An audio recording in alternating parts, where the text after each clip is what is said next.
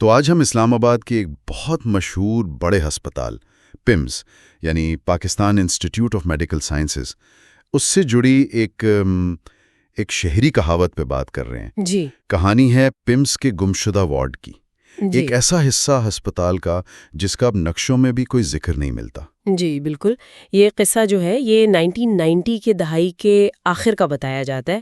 Ward number 13 تھا ایک۔ اچھا، یہ خاص طور پر شدید ذہنی صدمے مطلب سیویئر ٹراما اور وہم کے مریضوں کے لیے تھا نا۔ صحیح۔ تو وہاں کچھ ایسے واقعات ہوئے جن کی کوئی وضاحت نہیں ملی اور پھر اسے اچانک بند کر دیا گیا۔ اچھا، بند کر دیا؟ جی، ذرائع یہی بتاتے ہیں کہ جو عملہ وہاں کام کرتا تھا انہوں نے شکایتیں شروع کر دیں کہ دیواروں کے پیچھے سے سرگوشیاں سنائی دیتی ہیں۔ دیواروں کے پیچھے سے؟ یہ تو واقعی خوفناک بات ہے۔ کس قسم کی سرگوشیاں؟ مطلب کیا سنتے تھے وہ لوگ؟ کہانی تو یہی کہتی ہے کہ عملے کا کہنا تھا کہ وہ آوازیں ان کے نام پکارتی تھیں۔ ان کے نام؟ جی، خاص طور پہ تب جب وہ اکیلے ہوتے تھے کمروں میں، تو اسی وجہ سے وہاں کافی آپ کہہ لیں کہ بے چینی پھیل گئی تھی۔ ظاہر ہے۔ اچھا، تو پھر اس کہانی میں ایک ڈاکٹر کا ذکر آتا ہے، ڈاکٹر ثنا، ہے نا؟ جی ایک جونیئر ڈاکٹر تھیں وہ۔ بالکل، ایک رات کا قصہ ہے۔ ڈاکٹر ثنا وہ نئی آئی تھی وہاں، تو کسی انتظامی غلطی کی وجہ سے انہیں وارڈ 13 بھیج دیا گیا ایک مریضہ کو دیکھنے۔ وارڈ 13 میں؟ جو پہلے ہی مشکوک تھا؟ جی، غلطی سے۔ وہ مریضہ ایک نوجوان لڑکی تھی، سڑکوں پر ملی تھی آوارہ گردی کرتے ہوئے، اور وہ عجیب باتیں کر رہی تھی، کالی آنکھیں، خاموش چیخیں، اس طرح کی۔ تو اسے عارضی طور پر وہاں رکھا گیا تھا۔ اچھا، اور جب ڈاکٹر ثنا اس وارڈ میں گئیں تو ماحول کیسا تھا؟ مطلب ظاہر ہے کچھ تو عجیب لگا ہوگا انہیں۔ کہانی کے مطابق جیسے ہی وہ اس وارڈ کے کوریڈور میں داخل ہوئی نا، تو ایک عجیب سی غیر معمولی ٹھنڈک تھی۔ ٹھنڈک؟ جی، اور لائٹس جو تھیں وہ ٹمٹما رہی تھیں، فلکر کر رہی تھیں۔ انہوں نے اس لڑکی کا کمرہ ڈھونڈ لیا آخرکار، لیکن جب اندر دیکھا تو وہ منظر دیکھ کر بالکل دہل گئیں۔ کیا دیکھا انہوں نے اندر؟ کیسا منظر تھا؟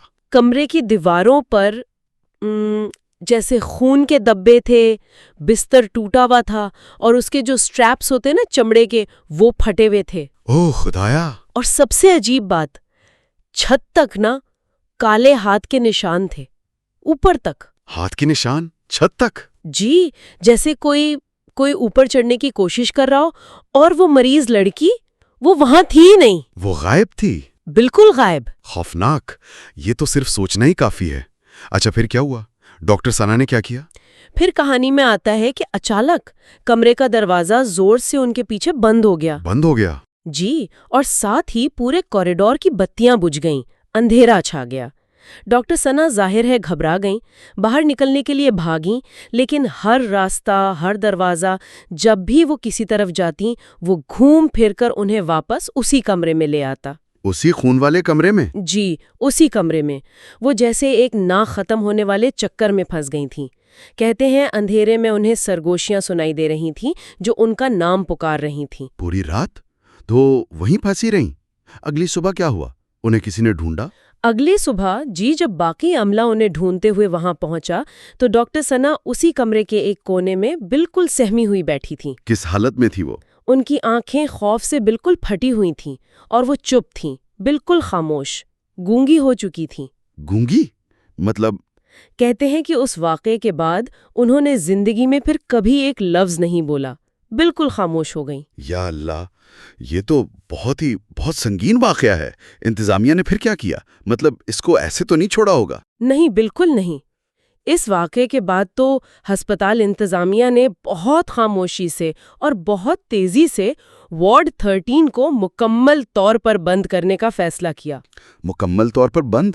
جی بالکل، باہر سے زنجیریں لگا دیں، دروازے پر سیمنٹ لگا دیا، اور ہسپتال کے جتنے بھی سرکاری ریکارڈز تھے، نقشے تھے، سب سے نکال دیا؟ سب سے اس وارڈ کا نام و نشان مٹا دیا، جیسے وہ کبھی تھا ہی نہیں، جیسے اسے تاریخ سے ہی مٹا دیا ہو۔ واہ!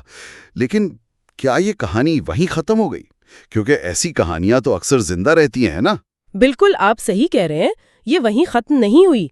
آج بھی پمز میں جو سیکیورٹی گارڈز رات کی ڈیوٹی پر ہوتے ہیں نا، ہاں، ان میں سے کچھ یہ دعویٰ کرتے ہیں کیا کہ وہ جب اس بند ونگ کے پاس سے گزرتے ہیں تو کبھی کبھی اندر سے چیخیں یا سسکیاں سنتے ہیں۔ آپ بھی؟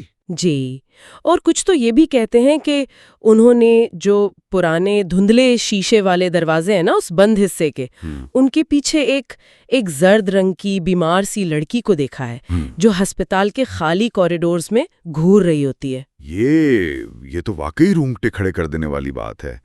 تو اس کہانی کے ساتھ کوئی نصیحت یا کوئی وارننگ بھی ہے؟ ہاں، کہانی کا جو اختتام ہے نا وہ ایک طرح کی وارننگ ہی ہے کہ اگر کبھی آپ رات کے وقت پمز میں ہوں اور اکیلے ہوں اور آپ کو لگے کہ کسی نے سرگوشی میں آپ کا نام پکارا ہے جبکہ آس پاس کوئی بھی نہیں، تو پیچھے مڑ کے مت دیکھیں، بس وہاں سے فوراً نکل جائیں۔ یہ واقعی ایک دلچسپ تو ہے لیکن کافی پریشان کن کہانی بھی ہے۔ یقیناً، اور یہ بات ہمیں سوچنے پر مجبور کرتی ہے کہ ہسپتال جیسی جگہیں جہاں ظاہر ہے زندگی اور موت روز کا معاملہ ہے، جہاں اتنی امیدیں، اتنی مایوسیاں ہوتی ہیں، وہاں ایسی پراسرار، ایسی خوفناک کہانیاں کیوں زیادہ پنپتی ہیں؟ صحیح بات ہے۔ کیا یہ صرف ہمارے ذہن کا خوف ہے جو ایسی جگہوں سے جڑ جاتا ہے، یا ان پرانی دیواروں میں، ان بھولی بسری جگہوں میں واقعی کوئی ایسی انرجی، کوئی ایسی بات رہ جاتی ہے جسے ہم سمجھ نہیں پاتے؟